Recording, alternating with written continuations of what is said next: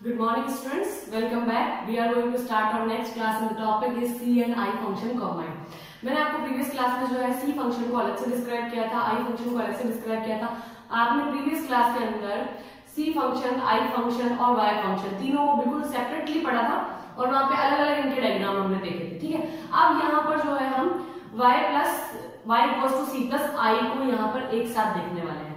आपको डायग्राम बनाने में अभी भी प्रॉब्लम आती है तो आज जो है मैंने डायग्राम को पहले से प्रिपेयर नहीं किया है। अब हम इस डायग्राम को बनाएंगे ताकि आपके दिमाग में कोई कंफ्यूजन हो, कोई भी तरह की कोई कंफ्यूजन हो कि ये डायग्राम नहीं बन रहा है या कुछ और, तो वो सारी जो है यहाँ पर अभी क्लियर हो जाएगी, ठीक है स्टूडेंट्स। तो हम देखते हैं कि हमारे सामने एक टेबल है जिसमें y c i c plus i ad दिया हुआ है, ठीक है। अगर आपको पता हो तो हमने प्रीवियस क्लास में पढ़ा है what is ad and what is as। ad के बारे में जो आपने पढ़ा था वो ये था कि जितनी भी अकाउंटिंग ईयर में आपकी गुड्स और सर्विसेज की डिमांड होती है या विश टू स्पेंड होता है, एक्सपेंडिचर करने की मन होती है या हम किसी चीज को खरीदने की इच्छा भी करते हैं तो वो सारा जो है आपके एग्रीगेट डिमांड में शामिल होता है, ठीक है। हमने ये भी पढ़ा है y equals to c plus i होता है। c जो है वो आपका ट्रांजैक्शन होता है, i जो है वो आपका इन्वेस्टमेंट बोल सकते हैं आप, एक्सपेंडिचर भी बोल सकते हैं इसको आप, ठीक है। तो ये जो है y जो है c और प्लस i से मिलकर बना है और c और i को हम एक कर देते हैं तो वो ad में चेंज हो जाएगा, ओके स्टूडेंट्स। तो अब यहाँ पर जो है हम इसको डायग्रामेटिकली देखने वाले हैं, पूरा सब कुछ एक साथ देखने वाले हैं। सबसे पहले जो है मैं i का डायग्राम बनाऊंगी, किसका बनाऊंगी, तो आप ये देख लें सबसे पहले कि ये हमारा जो है वो है, ये हमारा एक्सिस है, ये हमारा y एक्स है। इसके बाद में हमने जो है यहाँ इनकम को लिया है, इनकम आप एज ए जीडीपी भी ले सकते हैं, ठीक है। And there is C and I, यहाँ पर C और I ट्रांजैक्शन और इन्वेस्टमेंट के स्केल हमने सेट किए हैं। अगर आपको नजर आ रहा हो सबसे ज्यादा 120 है, इसलिए हमने यहाँ पे 120 140 तक का स्केल सेट किया है। यहाँ पर 120 तक का स्केल हमने सेट किया है, ठीक है। 20-20 के गैप से हमने स्केल बनाया है। अब हम सबसे पहले I को बना लेते हैं क्योंकि I जो है वो कांस्टेंट है।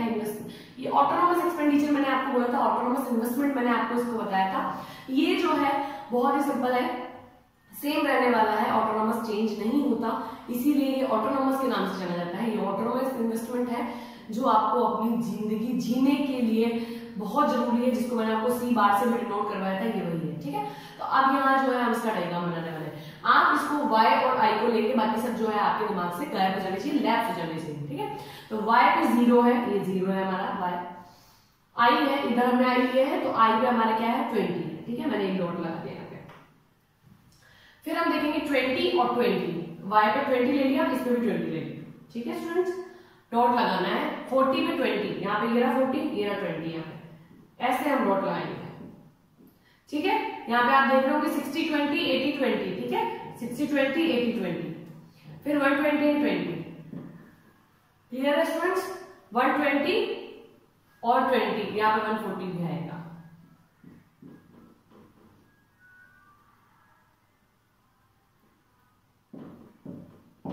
ठीक है। अब आप देखिए इसको, ये एक स्ट्रेट लाइन हमने खींच दी बिकॉज I इज कांस्टेंट, दिख रहा है आपको 20-20 पे कांस्टेंट है, इसीलिए जो है हमारी स्ट्रेट लाइन हमको मिली, ठीक है। अब हम C कर्व बनाते हैं। C कर्व अगर आप देख रहे हो तो 30 से स्टार्ट हो रहा है, जब y 0 है तो C जो है 30 है, हम 20 और 40 के बीच में 30 डॉट लगा लेते हैं, ठीक है। इसको हम अज्यूम करते हैं कि ये 30 है, ठीक है। इसके बाद अगर आप देखेंगे तो 20 और 40 है, 20 और 40 पे हमने एक डॉट लगा लिया, ठीक है। फिर हमारा आ रहा है 40 और 50, 40 और 50 पे डॉट आ रहा है, तो ये हमारा 40 और ये हमारा 50, ठीक है। फिर हमारा आ रहा है 80 और सॉरी 60 एंड 60, 60 और 60, ये हमारा 60 और 60, ओके स्टूडेंट्स। एंड देन 80 70, 80 ये रहा, 70 बीच में आ जाएगा कहीं, यहाँ हमने डॉट लगा दिया। फिर आता है 180, ये 100 आ गया और ये 80 आ गया, ठीक है। आप स्केल से मैच करके भी बना सकते हैं। 1800 हो गया हमारा, उसके बाद हमारा आता है 120 और 90, ये 120 और 90, और उसके बाद में आता है 140 और 20, 140 और 100, ये 140 और ये 100, ये आपका C कर्व है।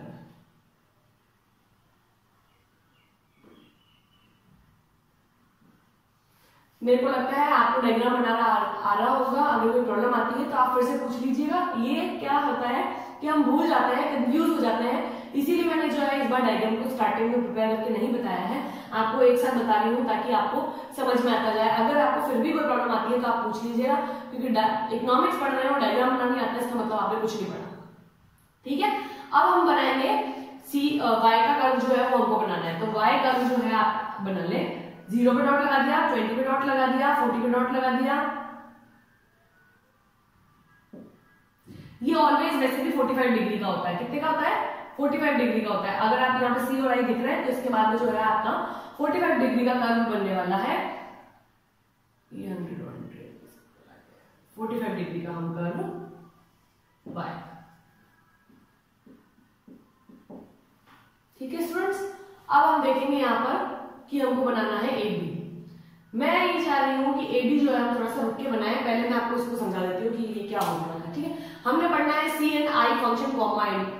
ठीक है, AD फंक्शन हमको टोटल निकालना है। तो ये हमने C बना दिया, ये हमने I बना दिया, ये हमारा y कर्व है। ये आप बनाना चाहे बना सकते हैं, नहीं बनाना चाहे अभी तो आप ना बनाए तो भी चलेगा, क्योंकि हमको इसकी जरूरत तब होगी जब हम इनकम का इक्विलिब्रियम सेट कर रहे होंगे। ठीक है, हम यहाँ पे 2 टॉपिक पढ़ने वाले हैं, C and I function combined, और हम यहाँ पे पढ़ने वाले इनकम इक्विलिब्रियम।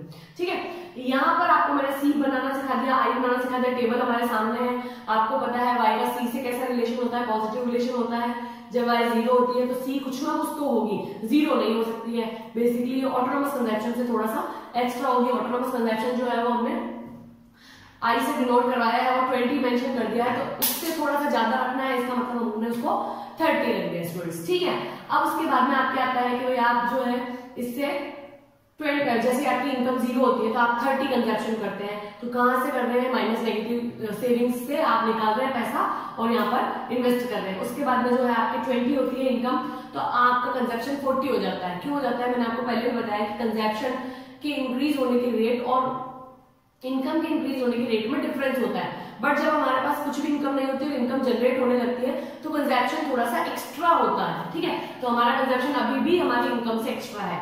फिर उसके बाद जब हमारी इनकम 40 हो जाती है तो हमारी जो है क्या बोलते हैं, कंजप्शन जो है वो 50 हो जाता है। ठीक है, उसके बाद में हमारी जब इनकम 60 होती है तो कंजप्शन जो है वो भी 60 हो जाता है। यहाँ पर आकर जो है आपका ब्रेक इवन पॉइंट आता है और आप दोनों की y और c यानी इनकम और कंजप्शन जो है वो इक्वल हो जाता है।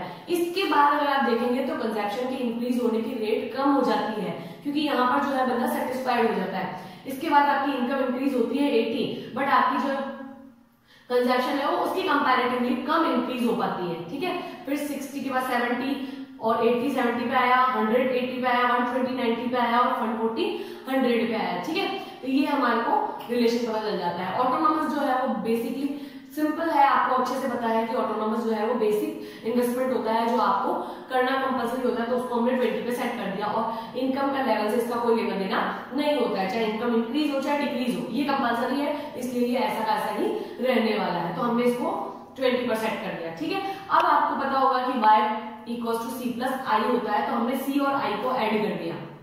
इससे हमको क्या मिल जाएगा?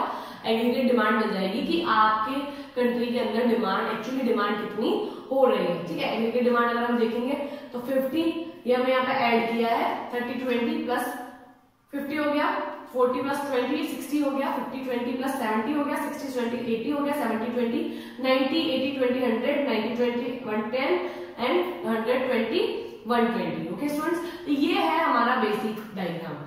बेसिक यहाँ पे हमको C और I को कॉम्बाइन पढ़ना था, ये हमने C पढ़ लिया, ये हमने I कॉम्बाइन पढ़ लिया।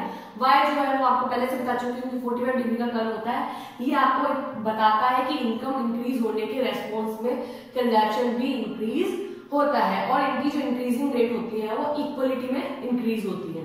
ठीक है, इनके एक एक जो लेवल स्टेप ये चढ़ने वाले होते हैं वो इक्वल होते हैं। आप यहाँ देख रहे होंगे यहाँ 20 का डिफरेंस है, यहाँ 10 का डिफरेंस है।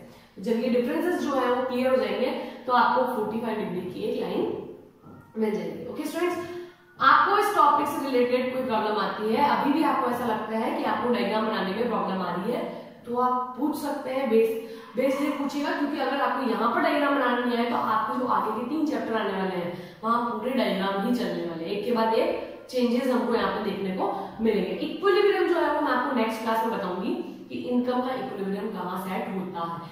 ठीक है स्टूडेंट्स, अगर आपको यहाँ तक कोई प्रॉब्लम आती है तो आप पूछ लीजिएगा। Thank you.